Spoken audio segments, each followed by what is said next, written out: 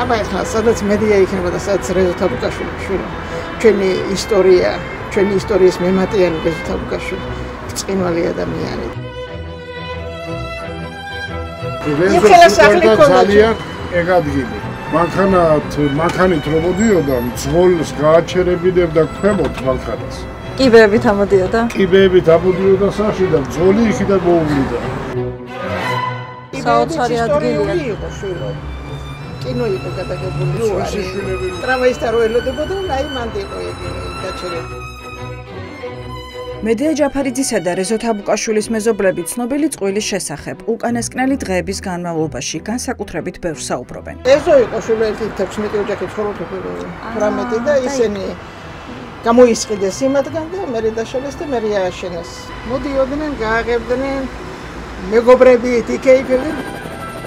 სახლი დიდი ისტორიით მტირალა კლდეზე, სადაც ცნობილმა მსახიობმა და კინორეჟისორმა თანაცხოვრების წლები გაატარეს. ბიძინა ივანიშვილმა ერთი თვის წინ მოსკოველ ოლიგარქს მიჰყიდა. ერთი კვირა არას გადავიდნენ. ერთი კვირა? არა. ერთი კვირა მეტი კი არას გადავიდნენ. და ვინ ცხოვრობდა აქ, ვინები იყვნენ? დასავლეთიდან იყვნენ, არ ვიცი ახლა, იმის ახლობლები იყვნენ ბიზნეს. იმათმა თქვეს ოფისისთვის უნდათ, ვინც ცხოვრობდა. პრეზიდენტის ყოფილი რეზიდენციისა და ახლა უკვე ცერემონიების სასახლის გვერდით რეზო თაბუკაშვილისა და მედია ჯაფარიძის სახლი თბილისის ისტორიის ნაწილია. ბიძინა ივანიშვილის ხელში ეს სამსართულიანი ნაგებობა 2006 წელს აღმოჩნდა, სადაც მალევე საკუთარი ნათესავები შეასახლა. ერთი კვირის წინ კი ნათესავებს უთხრა, რომ სახლი უნდა დაეცალათ, რადგან მისი გაყიდვა ჰქონდა გადაწყვეტილი. ჩვენი კაი ამხანაგები ცხოვრობდნენ და გადავიდნენ ვარკეთილში და არ ვიცი. ვარკეთილში? ვინ იყვნენ, ვინც ცხოვრობდა? ქირი ცხოვრობდნენ თუ უბრალოდ ახლობლები? უბრალოდ ახლობლები იყო ივანიშვილი. იქედან იყო მაგენი და აქ კი ჰქონდათ ბინა. საჩხერიდან? იმერეთიდან? იმერეთიდან, მაგრამ არ ვიცი რომელი. და რატო დააცლევინეს, რატო გადაიღეს? ყიდიო თქვა. სასტუმროს ვაშენებთ. სასტუმროსო? ვინ არის კაცი, ვისაც ივანიშვილმა თბილისის საუკეთესო ადგილას მისი ქონება დაუთმო? ქვეყნის არაფორმალური მმართველი დღემდე მხოლოდ ყიდულობდა და საკუთარს თითქოს და ყიდდა საკუთარ კომპანიებზევე. ახლა კი გაიცანით, ეს თეიმურაზ მარდახიაშვილია, უმდიდრესი კაცი მოსკოვიდან და ვლადიმერ путиნის олигарქების წრიდან. Господин Абрамович может принять участие в одном из таких проектов. Ну пусть раскошелится немножко, ничего страшного, у него будет, у него много там денег. მარდახიაშვილი ცნობილი რუსი ოლიგარქის რომან აბრამოვიჩის პარტნიორია. მათ პუტინის მოსკოვში დიდი სამშენებლო ბიზნესი ჰქონდათ. ერთად ფლობდნენ კომპანია სნეგირი დეველოპმენტს. აქ 60% ალექსანდრე ჩიგირინსკის ეკუთვნოდა, 18% აბრამოვიჩს, ხოლო წილის 13% თეიმურაზ მარდახიაშვილს. 35 წელია წასულები არიან. ხან მოსკოვშია, ხან იზრაელშია, მაგრამ ძირითადად მოსკოვში იყო, აქედან რო ზავიდა. მოსკოველი ოლიგარქი რუსეთ-უკრაინის ომის დაწყებამდე ქუთაისში მხოლოდ ამ მიტოვებულ სახლს ფლობდა. სხვა აქტივი რუსეთში გამდიდრებულ მარდახიაშვილს საქართველოში იმ დროისთვის არ გააჩნდა. საერთოდ არიციან, მაგრამ მაინც თავის საიდუმლოს თქვა და არც ჩამოსულა და არ დაინტერესებული ვარ. რო დაინტერესე არ გეტყვია და რა აზრი აქვს. რატომ გადაწყვიტა ბიძინა ივანიშვილმა მისი ქონება თბილისის შუაგულში, ცერემონიების სასახლის გვერდით ცნობილი ოლიგარქის რომან აბრამოვიჩის პარტნიორისთვის დაეთმო. თაბუკაშვილების სახლი 17 წელია ბიძინა ივანიშვილის ქართულ ფონდის სახელზეა გაფორმებული. ქართულ ფონდს აქამდე აქტივები არ გაუყიდია. ეს არის პირველი შემთხვევა, როდესაც საქართველოს არაფორმალურმა მმართველმა ქონება მოსკოველ ოლიგარქზე გაასხვისა. ქალბატონ ნატო, საღამოშვიდობის.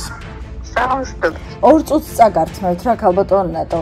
საქმემოქმედო ფონდმა ქართულმა გაყიდა ეპისკოპოსის 26 ნომერში სახლი და საქმემოქმედო ფონდს აქამდე გაუყიდია რამე უძრავი ქონება? ვინ გეკითხებათ, ვინ ახარ?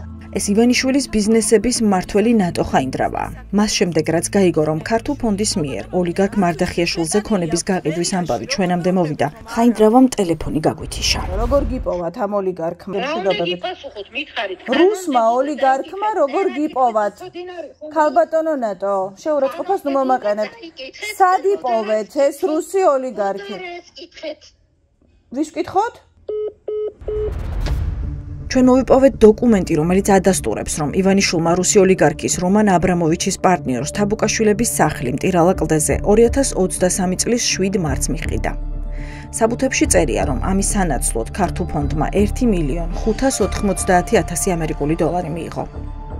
ბიძინა ივანიშვილი ოფიციალურად 6 მილიარდის პატრონია და 1.5 მილიონად გაყიდული სახლი მისთვის მხოლოდ გროშები.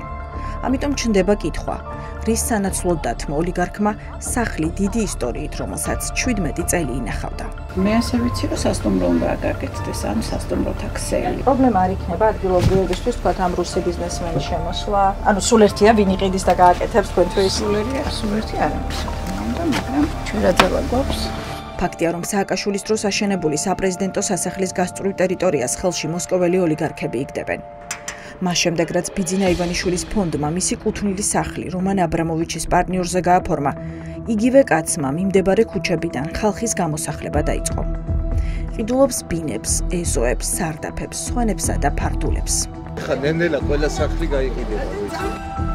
თქვენ ახლა სატელიტურ რუკაზე ხედავთ სამსართულიან ისტორიულ სახლს, რომელიც ივანიშვილმა მოსკოველ ოლიგარქს 1 თვის წინ გადაუფორმა. ამ გარიგებიდან რამდენიმე დღეში თეიმურაზ მარდახიაშვილმა სრულად იყიდა 1 იტალიური ეზო იორის 4 ნომერში. მოსკოველი ოლიგარქის სახელზე მარტის თვეშივე გადაფორმდა სახლი მიწის ნაკვეთით იორის 13-შიც. აი ეს აგურის შენობა არის ის მისამართი, რომელიც უკვე იყიდა, დაიწყო შეძენა 4-ია იორის პირველი შესახვევის და აი ეს უკვე ერთსართულიანი ნაგებობა არის ასევე ის შენობა, რომელიც იყიდა იორის ქუჩაზე რუსეთში მოღვაწე ბიზნესმენმა. ანუ ესაზღვრება ეს ორი შენობა ერთმანეთს და მისი ინტერესი გასაგებია.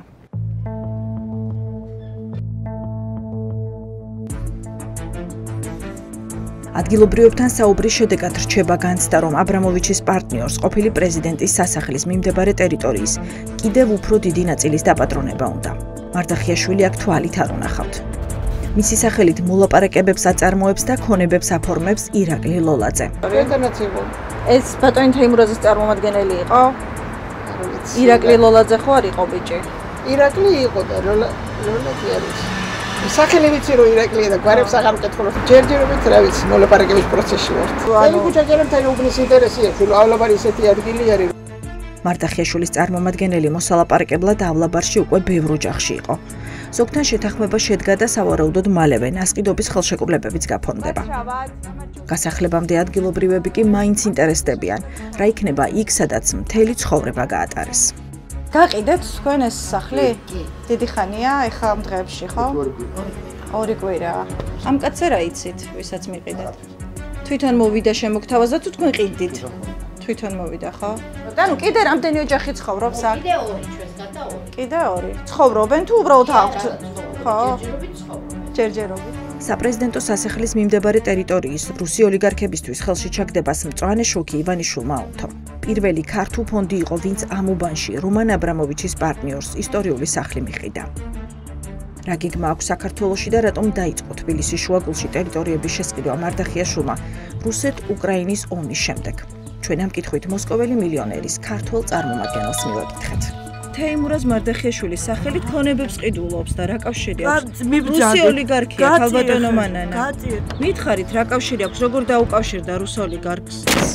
აღმოჩნდა, რომ 31 წლის ირაკლი ლოლაძე, ვინც მოსკოველი მილიონერის სახელით საქართველოში მოლაპარაკებებს მართავს და მილიონიან ქონებებს აფორმებს, მედეა მირიანაშვილის ვაჟია.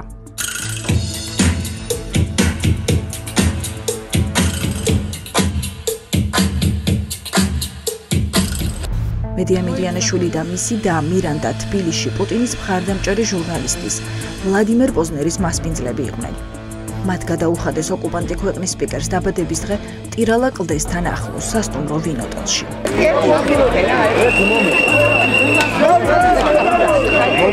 საუბარია ვიზიტზე, როდესაც პანდემიის გამო ჩაკეტილ ქვეყანაში მთავრობამ ღამის შეზღუდვები მოსკოველ სტუმრებს ქეიფისთვის მოუხსნა.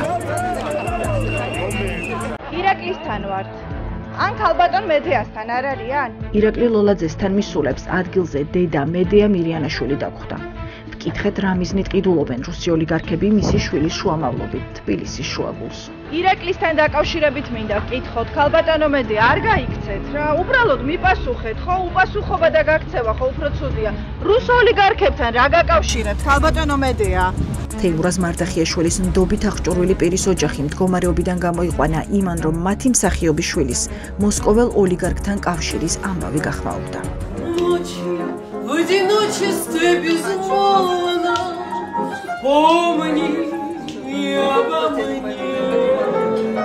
ირაკლი ლოლაძის ბაბუა გივი მირიანაშვილი წყობიდან ისე გამოვიდა, რომ კამერის დაზიანებითაც კი დაგვემუქრა. უკაცრავად ირაკლის ვეძებთ.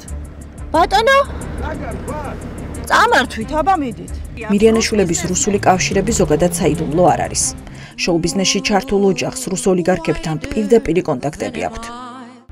მედია მირიანაშვილის და მირანდა მირიანაშვილი უმდიდრესი რუსი ბიზნესმენის ლეონიდ ოგარევის ცოლია. ისინი მოსკოვში ცხოვრობენ და რუსულ ელიტასთან მჭიდრო კავშირში იმყოფებიან. თეიმურაზ მარდახიაშვილი. ალბათ კი. ეგ არის ხო? კი ბატონო. რომან აბრამოვიჩის პარტნიორს ბიძინა ივანიშვილისგან მტირალა კლდეზე მდებარე სახლის გადაფორმება ისე ეჩქარებოდა, რომ რამდენიმე წუთიანი ინტერვალით რეესტრში 2 განაცხადი შევიდა. ბოლოს რეესტრმა მოსკოველ ოლიგარქს უთხრა, რომ ერთხელ უკვე გადაფორმებულ ფართს მეორედ ვერ გაუფორმებდნენ.